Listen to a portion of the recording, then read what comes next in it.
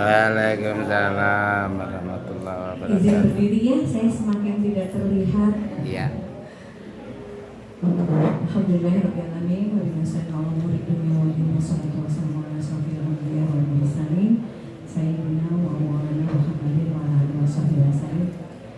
Yang terhormat Kepala Seksi Penilaian dan Kurikulum Bidang SMP Dinas Pendidikan Kota Depok Bapak Muhammad Yusuf FPD. Yang terhormat rekan sejawat saya, senior saya, guru saya, Ibu Istiawati SPD Bio MPD yang Ibu selaku pengawas pemilihan dari SMP Negeri 19 Depok, Ibu Andren Evelyn Agustina MPD selaku kepala SMP Negeri 19 yang sama-sama kita cintai, tim dari Yayasan Nusa Indah Mata Ananda yang luar biasa selalu bersemangat roadshow dari sekolah ke sekolah yang didatangkan khususnya dari luar kota Depok, Bu Nina beserta Ibu Ani dan Ibu Esti OTW. Baik, serta Bapak Ibu seluruh staf pengajar dari SMP Negeri 19 Depok yang hari ini cerah sekali, warnanya merah-merah. Wih, merah-merah nih. Nggak ada yang dipakai ya? Oh, Merah. Alhamdulillah. Ini nggak pernah dipakai nih. Takutnya HP-nya yang hilang yang di bagian belakang. Mana merah-merah? Tapi bapak-bapak nggak ikutan merah ya Pak? Enggak. Ini semoga nggak bosen ya. Ketemunya ini lagi. Ini nggak merah. Bapak Ibu, sebelumnya mungkin saya ingin menyampaikan terkait kenapa SMP 19 ini tiba-tiba ada TOT lagi.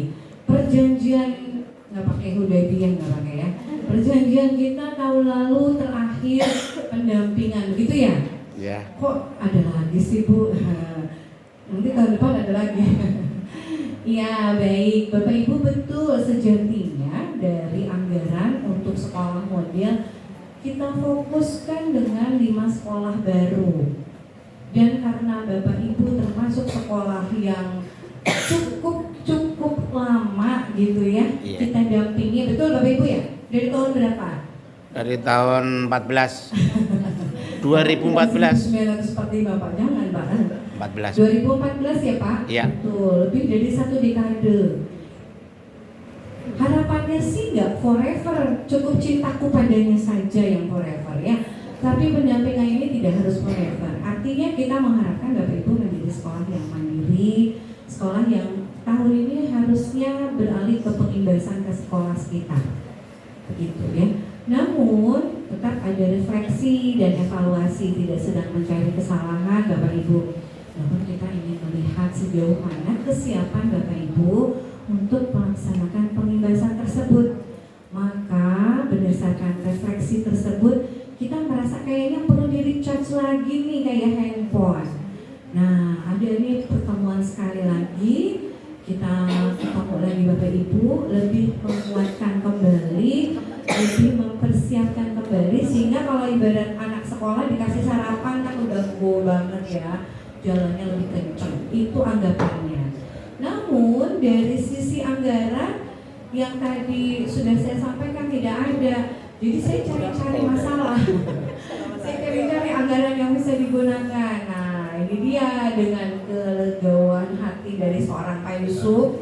Ada sebenarnya anggarannya namanya TOT Pokjasip. Jadi saya bilang ke Pak Yusuf, Pak, TOT Pokjasip dalam 1 tahun 4 kali kalau nggak salah Pak Yusuf ya. Ya. Ini boleh nggak? Saya minta 3. Tetap namanya TOT.